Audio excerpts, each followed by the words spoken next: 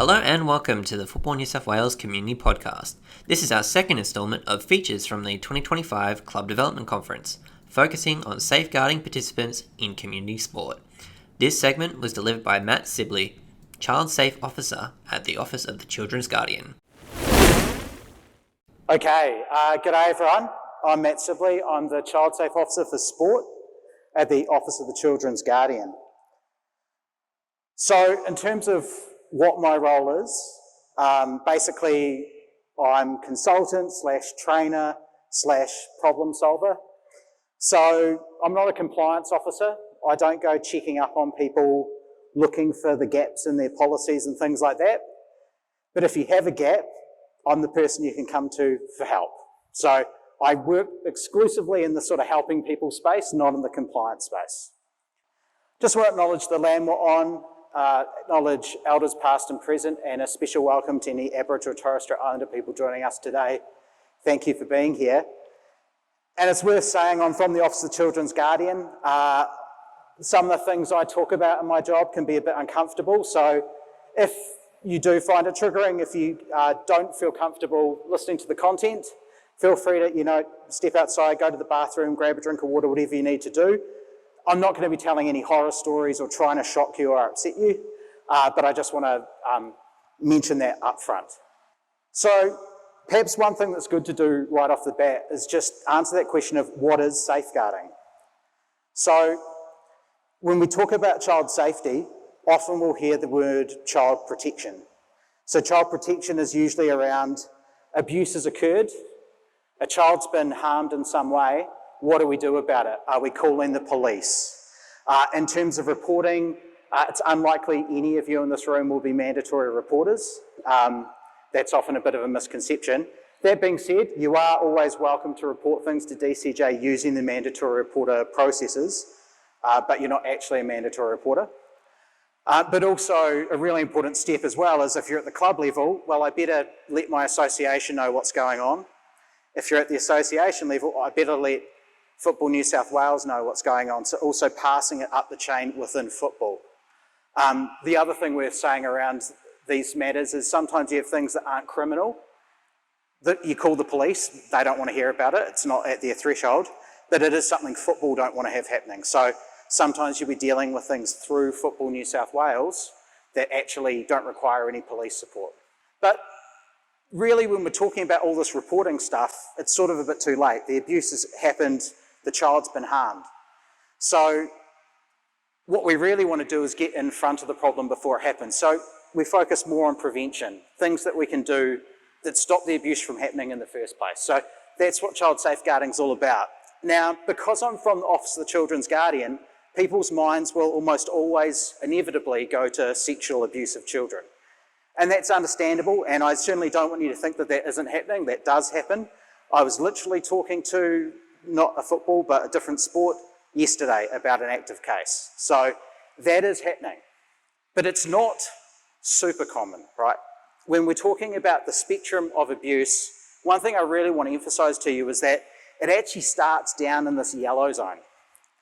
So talking about things like intimidating kids, swearing at kids. We can even think about things like overtraining, pushing kids to the point where they end up getting chronic injuries, forcing kids to play when they actually aren't medically cleared, or they have a concussion protocol that you're not following. So all of these things that maybe aren't quite as severe as sexual abuse, but are nonetheless things we don't want to see happening in football. So I just want you to start thinking about that, because these things in the yellow, one, these things are happening every Saturday. So probably every club in this room has some instance of these yellow scenarios happening on a weekly basis.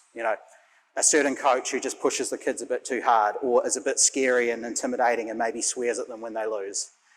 So one thing to think about is not just how do we stop this red stuff, the stuff that might happen and if it does is devastating, but also how do we stop this yellow stuff? How do we stamp this out of our sport so that we have a positive environment for kids? The other thing that comes from this is if we can get rid of the yellow stuff, the red stuff becomes easier to deal with.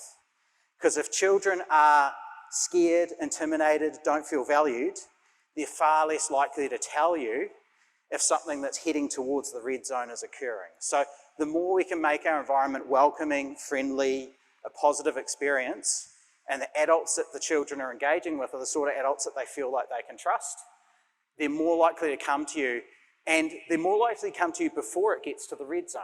So they might come to you and say, my coach is text messaging me at nights. Before it's actually gone to the point where crimes are being committed, the children might come to you and tell you something, and that helps you protect your club. So we are about protecting the children.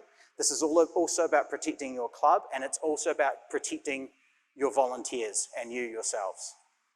So just think about that in terms of, yes, there is this sort of red zone behaviour, but there's also this yellow zone, which is really common. And the more we can do about that, we will also be helping with the red zone. Another idea that maybe is a bit counterintuitive for people, particularly this is very sport specific, is that the more elite athletes get, the more that risks and hazards are presented to them. So this might seem a bit counterintuitive because when we think of elite and pathways athletes, we usually look up to them, admire them, we see them as these remarkable young people with the world at their feet. But the reality is that there are pressures that can come on them that aren't happening to community athletes. And it's worth saying community athletes are numerically a much more bigger cohort. So there's lots of stuff happening in community. I don't want us to think that things aren't going on in community. But for those of you who have elite squads, young people who might be, on the cusp of professional careers and the like, and looking at A-League feeder clubs and that sort of thing. So one thing is the more elite an athlete gets, the more hours they are spending with adults, and sometimes they are spending time with a bigger range of adults. So I think if I've got a wee 3-year-old daughter, if she starts playing, football in a couple of years' time, I'll probably put my hand up and coach, to be honest, but let's say I'm just a parent, well, I'm probably going to come every Saturday and watch my daughter play soccer, right? If she's an elite athlete who's going off to Queensland and back to New Zealand and over to, Europe to play and things like that, I'm probably not getting on the plane every time she goes somewhere to play. So Dad doesn't always go with her. Also, we start looking at things like strength and conditioning coaches and sports psychologists and all these other people who start to get in the mix. So not only is your child away from mum, dad, parents, caregivers more often, but they're with a wider range of adults often in these elite environments. The other thing is the travel, as I said, is going further away. There's more overnights, and they're also operating in a pressure environment. So yes, junior sport should always be about having fun, loving the game, growing as a player, but we know that we do get to the point where you're playing for a spot in a team, or you're hoping to get selected for the next level, and your performance really does matter, and your coach might care a lot about your success. So those pressure environments can come with enhanced risk. And probably the really big one are the points on the right, which are that young person may well feel a lot of pressure not to speak up if there's an issue. If you're at a community sports club and there's another club one suburb away, you can leave that club and just go join another club if there's an issue. But when you're in a pathways program, and maybe that coach is the person who has your career in their hands, and they're the person who might even decide whether you get selected or not, all of a sudden there's a lot more pressure for you just to be quiet, hope it goes away, and not tell anyone if something's going on that shouldn't be. So again, I'm not saying we're not thinking about community athletes too, we definitely are, but just if you're working in those elite spaces, it's worth bearing in mind that you as a coach might be engaging in situations that potentially put you at greater risk too, like travelling with children and things like that. I just want to quickly go over the working with children check. I don't want to spend too long on this. Hopefully most of you are across this, but if you're not, this is probably your first task, is to make sure that your club, your association is up to date with their working with children check, ready to go for the new season. So as the club or the association, what are you doing? The first thing is figure out whether you need a working with children check at your club. There are some clubs, maybe not so much in football, but in other sports where there are no junior teams. And so actually they don't need to go get working with children checks for everyone because they don't have any junior players. But let's say you look at the scheme and you realise, yes, we do have people who require working with children checks. Well, the first thing to do is to register your club as an employer of child-related workers.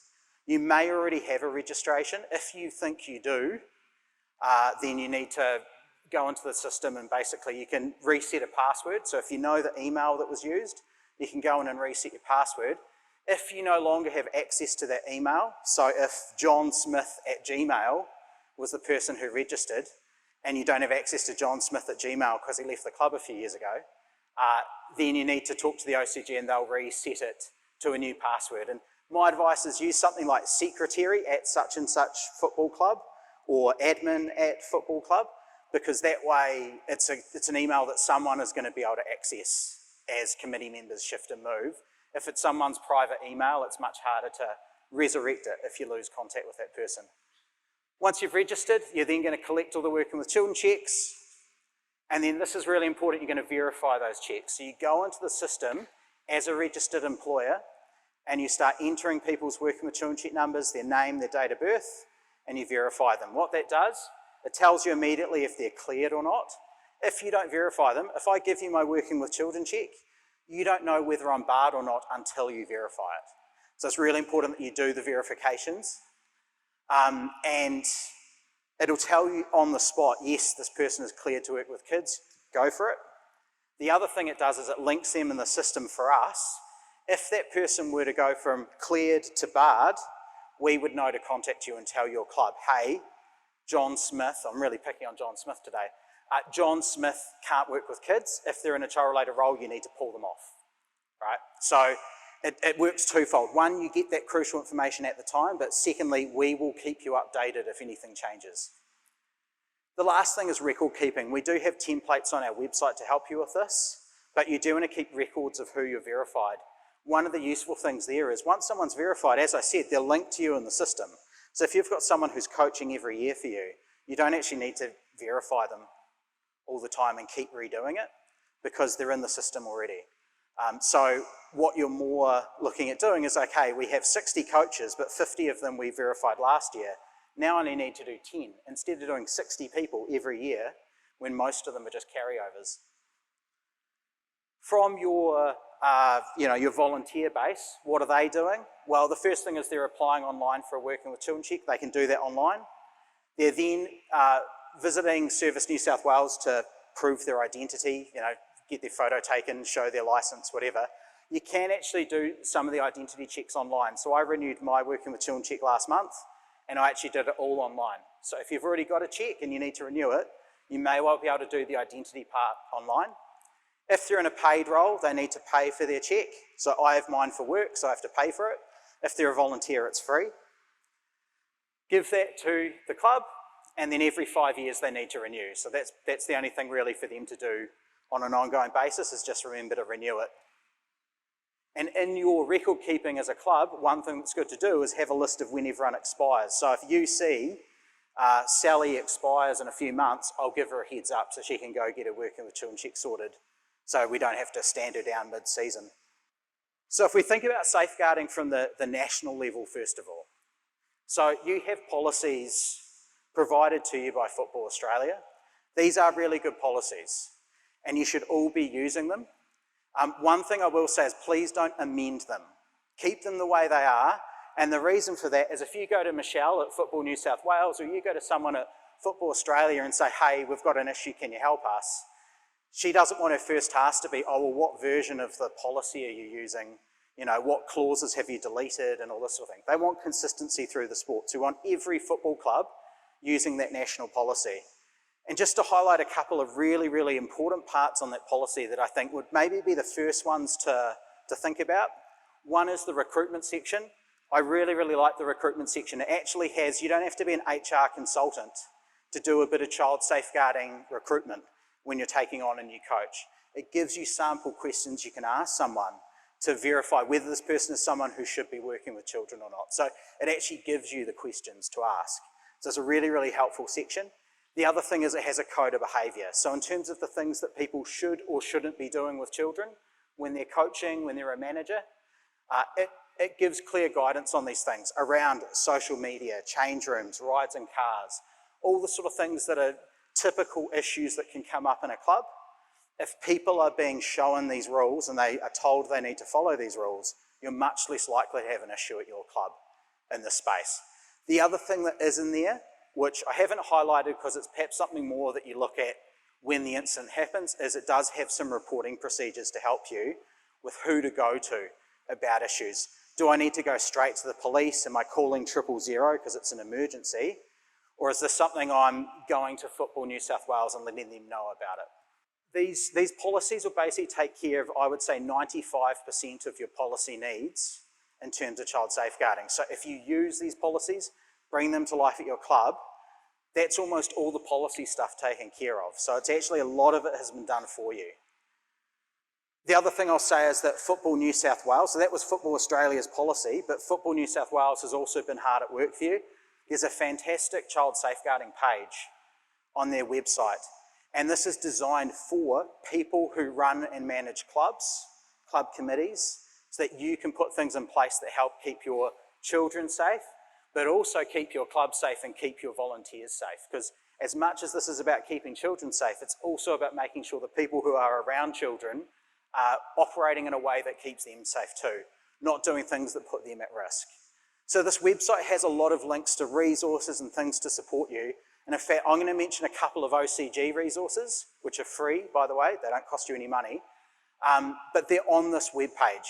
So basically, across the top, you go to member protection, and then there's a child safeguarding tab that comes down off that. So it's very, very easy to find as well. But this is a page you should be visiting and should be familiar with. And there's also some really nice resources in there that you can use. So have a look at it, go through it, and see what things you can use. This is something a committee could do potentially in one meeting, is just go, okay, let's go through that web page and let's just look at all the links that are there and see what things we want to use. So this is a great poster from Football Australia. There's a space there to put your MPIO's face and name so that children know who the person is who they can go to if they would like to. So those OCG resources, the first one I want to flag is the e-learning. So module 1 only takes about 20 minutes to complete. You can do it on your phone. And this is perfect for a club to give to all of their coaches and managers, all their volunteers. Because it's nice and short, we designed it deliberately that way, so that we're not asking a volunteer to do 10 hours of e-learning. But it's a really simple, quick, easy solution to get everyone to know the basics. Modules 2 to 5 are designed for committees. And I just want to really flag module 3 on risk management. So remember I said that your national policies, the Football Australia policy, will basically do 95% of your policy needs. The one little gap is risk management, because risk management is where we think about the specific risks at our club. It might be the changing sheds, it might be the car park, it might be the lights that don't work around the corner. Whatever it is, whatever the risks are that are unique to your club, that the national policy could never cover, because it has to be generic and sort of work for everyone. Risk management is how you plug those little gaps. So that's that 5% of the policy that fills the gap. So module 3 on risk management, really, really helpful on that front. And that's, as I said, the one bit of policy that is helpful for your club to do for yourselves. Other than that, you're just using that national policy. The other resource I'll just flag is the Child Safe Self-Assessment. Again, this is on that web page, so you don't have to go trawling the OCG's website to try and find these things. Football New South Wales has made it easy for you to find them. This is basically a quick survey. You answer some questions on your child safety practices at your club, and it spits out a report based on the 10 child safe standards, where you're doing well, where you need maybe to improve a little. But more importantly, it actually gives you, using an algorithm, advice on how to improve. So if you're struggling in particular areas, it'll give you links to resources or templates or training that you can get people to do, all those sorts of things. So it's a really, really useful thing because it's actually an educational tool. It's not actually a compliance tool.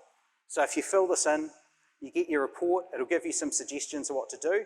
If you implement those changes, you can then retake this and it'll give you new answers. It'll give you new suggestions. So you can redo it and keep improving over time. So I said that risk is the policy gap, and I just want to frame this for you really quickly using, so the two main, I played a lot of sports growing up, but my main 2 sports were football and tennis. So using my other sport of tennis here, this is Sydney Olympic Park. I guarantee none of you know what that other tennis court is. That's Hororata Tennis Club in Canterbury in New Zealand. That's where I learnt to play tennis, on those courts. very, very small country tennis club. And we could ask the question of where is the greater risk? Really quick show of hands. Who thinks there's more risk at Sydney Olympic Park? Okay, a few hands. Who's thinking Hororata Tennis Club? Oh, a lot more hands. Is that because it's full of New Zealanders? Okay, anyway. The reality is that neither of these places are inherently more or less risky, but just that the risks are different. So if we think of Sydney Olympic Tennis Park, they have elite tournaments, international players flying in, coaches who are, potentially, when I played tennis, I used to play against kids who had coaches who lived in their house with them. So, it could get really serious. We're talking about huge volumes of people. So there's some risk going on there, but there's also some strengths, right? Because they have paid staff. So if I give a tennis lesson on those courts, there's a dude stringing tennis rackets who can see what I do the whole time. And he's a paid employee who has a manager he can report to if he sees something. In contrast, Hororata Tennis Club has no one who's getting paid and very few people around. So it's much easier to do something secretive in this small club that doesn't have many people around. Everyone knows each other, which can be both a strength because you know who belongs to the club, but it can also be really hard to maybe report that your mate is breaking the rules because they might be your friend, right? Because we all know each other. So the point is not that one is safe and one is unsafe, but more that there's just different risks. And this is what you're doing when you do risk management at your club. Some clubs may have a fantastic big open plan car park, zero issues. It's well lit at night, so even after training, it's very safe. Others of you may have a poorly lit rabbit warren of a car park, and you might be looking at going, we maybe need to put a rule in terms of pick up and drop off, because otherwise it's a matter of time before a kid gets hit. You may have state-of-the-art changing facilities that are really well laid out, or you may have just continual issues with your changing rooms because they're an old design that you want to get it renewed, but it takes a while for the funding to come through. Again, these are the different risks you're going to have at different clubs. So within one sport, whether it be tennis, whether it be football, you're going to have differences between different sports. Tennis, of course, for instance, has a lot of one-on-one coaching, not so much in football. So tennis is actually a much higher risk sport in that respect. That when I give tennis lessons, I only give lessons to adults, but I'm giving one-on-one lessons when I do give people tennis lessons. Soccer coaches typically aren't one-on-one. We can think about a few areas, like changing areas is a common one. We can think about our referees, both in terms of where a referee is getting changed if they do, but also thinking about we have a lot of referees who are under 18 themselves, so how are we protecting young referees? Parents can be both a safety factor. It may be a lot safer on a Saturday when there's parents all on the sideline than at training when you're sort of by yourself at night with the kids. So parents can be a safety factor. They could also be the safety hazard. So sometimes you have a parent who's haranguing a referee because maybe they missed an offside trap and the kid went and scored when they were actually offside, and the parent is yelling at this referee, not realising it's a 16-year-old. So they're actually swearing at a child right now. So parents can be both a safety factor or a risk. We can think about transport. So particularly if you're outside of the city, it can be really difficult. Transportation. I grew up in the country back in New Zealand, so I totally get it, travelling an hour, 2 hours to get to games sometimes. And then online is probably the most common thing that comes across my desk. Coaches, managers who are text messaging, Snapchatting, young athletes. And once it's found out, it becomes a very, very serious issue. I just want to flag a scenario just to illustrate a point here. So we think of Trent, he's a strength and conditioning coach. He identifies a young athlete as a potential future star. So he organises to have one-on-one personal training sessions with this child. Because he's doing these outside of regular hours, he doesn't have access to club facilities, so he actually is doing the training off-site, one-on-one. And you might look at this and go, what a good guy. He sees this kid could have a professional career. He's going the extra mile to help that happen. Here's the same scenario from a different perspective. So he goes to the parents and says, your kid is such a star. If I work with him one-on-one, I can do great things with him. The kid's not a star. He's just telling the parents that so he can access the child. And he's deliberately arranging for these sessions to happen off-site and off-hours so that he's alone. He could do it at the club, but he's deliberately doing it in a place where he's not going to be supervised. No one can see what's happening. And the club doesn't even know it's happening. and he's organising it all on social media, which is against the rules.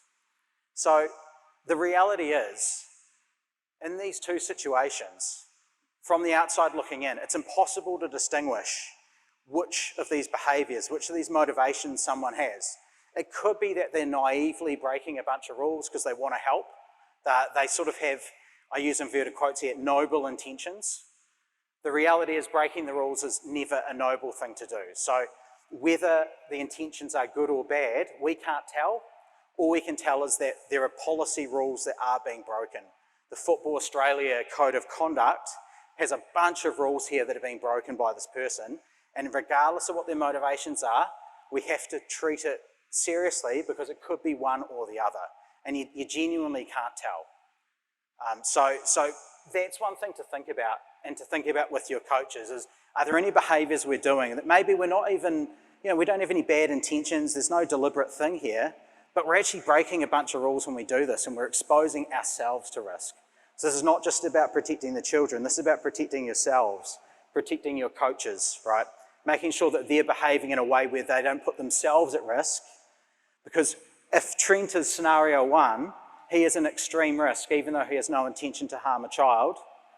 It's probably a matter of time before rumours start, reputations are damaged, and potentially the police is called. So it's really important that we follow these rules to keep ourselves safe, if nothing else.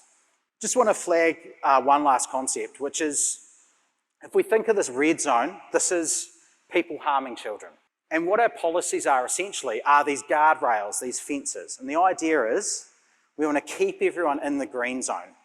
And the green zone is where there's basically very little opportunity to do anything that we're not supposed to do. And we don't want people wandering into the yellow or red zone regardless of what their motivations are. So we do a bunch of different things with young athletes. We give them transportation, they get changed in shower, sports psychology, strength and conditioning, training, practices, games, communication, first aid. There's a lot of things we do with our athletes. We want to make sure all the things that we're doing are in this green safe zone. And as someone who's running the club, you want to know that all your coaches are behaving in this green zone, all your coaches, all your managers. And if everyone stays in this green zone, it's very hard to get all the way out to the red zone. Now, if we take an example of me, right, with tennis, let's say I was coaching a young person, say a 16-year-old, and I decide, okay, I need to change the time for practice, so I'm just going to send a quick text message to young Jimmy and tell him 3:30 instead of 3 o'clock for training. Is that cool? I've now broken a Tennis Australia policy, so I should lose my accreditation with them, right? So in the real world, I'm screwed if I do that, right? So I wouldn't do it. But let's say I did, and I have zero intention. I'm sort of, I'm a normal person. I have zero intention of doing anything more with text messages with this child. It's this one message and I never message them again, right? And I go back to the green zone. And you sort of go, well, what's the harm there? Like, there was no harm done. But the reality is, if people are operating in this yellow zone, if I do it, I'm sort of giving permission for other people to do it. And other people may have a different motivation to me. So the idea is if no one goes into that yellow zone, because there might be someone who is using that yellow zone to get to the red zone. And I actually did work with a club, not a football club, a different sport, where the head coach was breaking all of these rules. He was in the yellow zone. And as far as I know, there's never been any evidence that he's harmed a child. He has zero interest in going to the red zone, but his assistant coach was wanting to go to the red zone, and the head coach was giving him cover to live in the yellow zone, and he ended up going into the red zone. So he started grooming children and things like that, and the head coach was actually part of the problem, a massive part of the problem, because he basically gave permission for this other person to break all the rules too. Even though he had zero intention of doing anything himself, he opened the door for other people to do it. So that's why we're going to bring everyone into that green zone where things can't go wrong. So in terms of actions for next season, then we can open it up to any questions people might have. NPIOs, very, very important. Make sure your club has an NPIO for next season. An NPIO is someone who people can go to with complaints. The other thing is, I'll say, from the committee perspective, an NPIO is actually somewhat of a shield for you. So on a game day, on a Saturday, if you're the club president, you'll have 13 people come to you and complain about various things, from selections to, behaviours of someone, to referee decisions, all sorts of things. Some of these things might be quite serious, some of them will be utter nonsense, some of them are just people wanting to vent. An MPIO can be the person who they go to instead of you. And the MPIO can then give them the time to let out what they want to say, and then redirect to you the things you need to know, and can direct them to where they want support if they need it for other things. So instead of you having to deal with everything, be the person who everyone goes to, your MPIO can play a really valuable role to essentially help the committee, essentially triage these things for you. And they'll have some training so they know what to do with situations as they arise. I really want to stress, bring those Football Australia policies to life. So if you haven't been using them, start using them. Get your coaches to sign that code of conduct at the start of the season, agreeing to follow these rules. Make sure that when you bring in new coaches that you're asking some of those child safety questions. Our e-learning, remember, Module 1 is for everyone. Modules 2 to 5, just for committees. So don't make all your coaches do all of the modules, because they only really need to do Module 1. The reality is 95% of people in sport only need to do Module 1. 20 minutes of e-learning is enough. But as a committee, those other modules will be really, really valuable for you. And it's worth saying that e-learning is sport-specific. All the scenarios are sport. There will be no nappy change scenarios in early learning centres or school policies. It's all sport-specific stuff. Consider those specific risks at your club using Module 3 of the e-learning. And then the other thing to think about is, going into this new season, can you do an induction with your new coaches? Go over some of the rules, set those expectations for how they're going to conduct themselves. What's the culture at your club? If you don't create the culture will create itself, and you don't have control over it then. So the more that you can set those expectations at the start of the season, create the culture you want, the better your club will run. So that's it from me. I'm happy to take some questions if anyone has them. That's the email to my team if anyone needs to reach out to us as well. There'll be a mic roaming. You often have the problem at the end of training, a child who hasn't been picked up yet. You're the last person down at the grounds. Obviously, you're not going to leave with them being there, but you've got yourself in a situation it's just you and the child. Obviously, you try to stand in a lit area, but you've got to be in the car park zone for the pickup. How do you make that a better situation? Yeah, okay, great question. So really, really common issue in sport. End of practice, it's usually at night as well, which also is a risk factor, right? So it's 8 o'clock at night or so. One parent hasn't shown to pick their kid up. You as the coach are stuck now with the child. And you're essentially alone with the child, which is not a position you want to be in, right? You're actually exposing yourself to risk. So a couple of things you can do. One thing, if you're a smaller club who doesn't have a coach plus manager, so if you're the sort of club who has a coach plus manager, that makes it a little bit easier because there's more than one adult. That just reduces the risk. You're not exposed by yourself. That's one thing. If you're a smaller club who maybe doesn't have those resources, why not schedule 2 trainings at the same time? So two different teams use half the field each, and then you have 2 adults. So now as a coach, you're not exposed by yourself, right? So those are some little things. Another thing that a lot of sports will do is have essentially a second parent wait till the last child is picked up. So instead of it being the coach's problem, although the coach will stay as well, so the parent isn't left by themselves, what you essentially have is, okay, if I'm the second to last parent to arrive and pick my child up, and there's still a child who hasn't been picked up, I'm not allowed to leave, and I have to agree to this at the start of the season, right? I'm not allowed to leave until the other parent shows up. One thing that does that's really nice as well is it makes it not something you necessarily have to police so much. Because now, me as the second to last parent, I'm going to be giving them an earful if I have to wait 20 minutes for them to show up. So you almost, this sounds bad, turn the parents on each other. But there's things like that. So there's little solutions that we can do. But the key is, as you said, it's identifying that this can be an issue.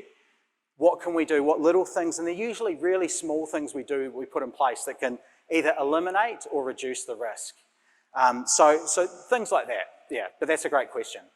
It's just about the increasing use of video, informal and formal videoing around the fields. Often undiscussed in advance, a visiting club arrives with their ever taller stand and their video on top and wanting to video, and how you deal with that just at the moment if it hasn't, if there's nothing pre-discussed, and they might be 16, 17, they might be young, yeah.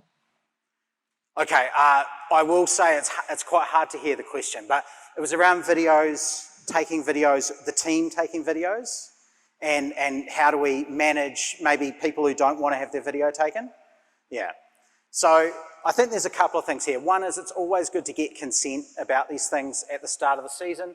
Make the players, make the parents aware of these things before it happens. So you don't want to be springing, we videotape all the games. And it's worth saying as well, typically in my experience, the actual taking of the videos isn't the issue. It's usually the use of them. It's the uploading of them. It's if people are sharing them online and things like that. So generally speaking, most issues aren't actually about the use of video cameras, particularly for instructional purposes as coaches, so much as when you have people who are uploading it and maybe people don't want it uploaded. And there can be very valid reasons for that. So for instance, one that comes up quite often is there's an AVO against another parent. And if we reveal what sports club this child plays at online, there's every potential that parent is now driving to where they now know, the suburb they know their child lives in now. So it's really important that we do take it kind of seriously if people do have these concerns. We do want to sort of have that conversation.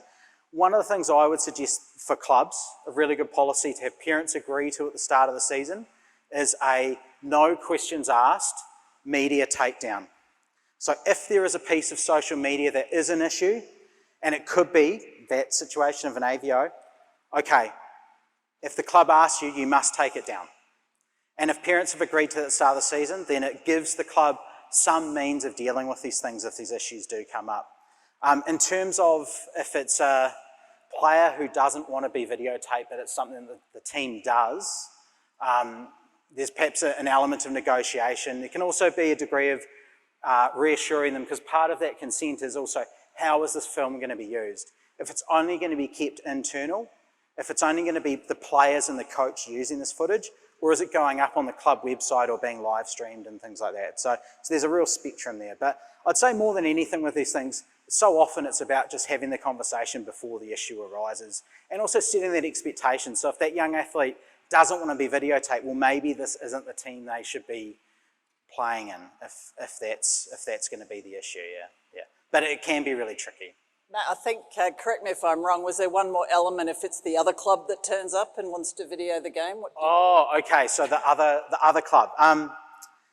This one can be tricky because, your club knows what's going on, they might not. If you have a player who doesn't want to be videotaped, it's often about having that conversation with the team in advance. So it may even be about just giving them that courtesy call during the week before the match actually happens of, look, we have a player who, and it may be, again, it might be a DCJ sort of almost court order not to have this child be videotaped and things.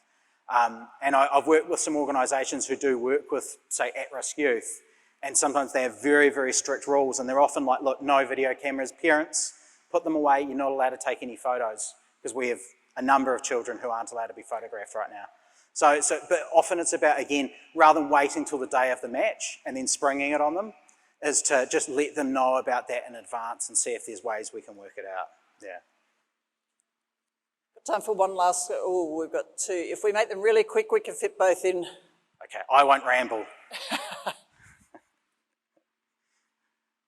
Just a quick question around, when you've got parents or other coaches intimidating your own players, or using language that's not quite appropriate.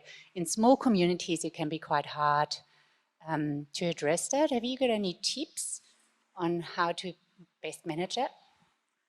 Yeah, so look, as I said earlier, a lot of this is about expectation setting, and as I said, creating the culture you want in advance.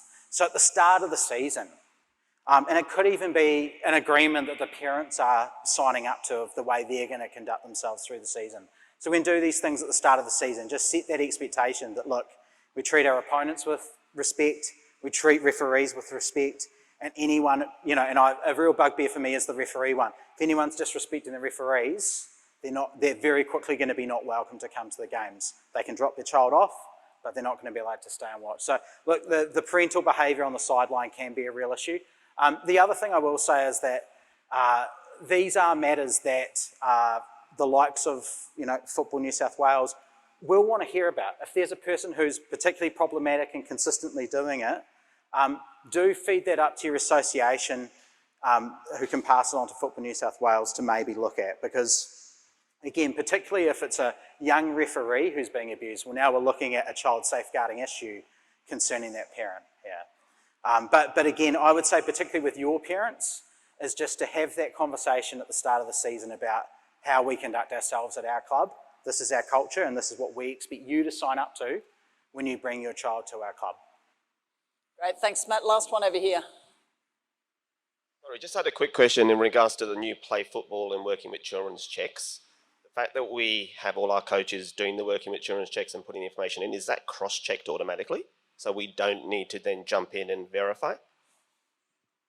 Hang on, sorry, can you try and say that a bit louder?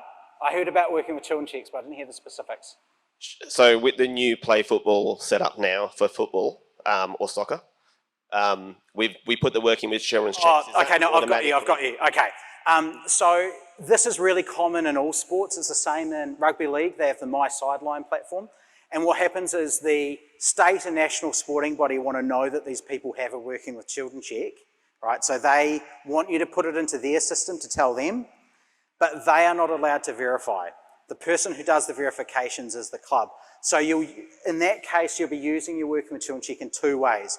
You'll be putting it into the football system to tell football what this person's working with children check number is, but this person only gets verified if you do it. So it's really important that you understand that when you put it into the football system, football are not verifying, hundreds of thousands of coaches throughout the country. In New South Wales, they're not allowed to. Only the person who's engaging them, which is the club, is allowed to do those verifications. So unfortunately, you do need to do it twice. But I guess it's just one of those things of if you understand why each one is being done, it's maybe not as frustrating. But I understand there is a desire from a lot of sports to maybe centralise these things, but we're stuck with what the legislation says we have to do. And can I just make a quick statement? Like, we were told by the police that for public parks, we're allowed to video anything. And because it's a public space, it's not an issue that we can not take our VO cameras, etc. That was by the police. But so the police told you with photography and the like? Yeah. So the reality is, in a public park, you have very limited scope to restrict people's behaviour with videos, right? Unless they're doing something lewd like upskirts or something like that, it's a free space, But you can set the expectations, not legal, it's not a police thing, but you can set the expectations on your parents of what they're going to do with their cameras, on the way they're going to behave on the sideline. So that's what I'd say on that one. But yeah, that is a fair point. Folks, would you please put your hands together for Matt Sibley? Thank you, that was amazing. Thanks, Cheers.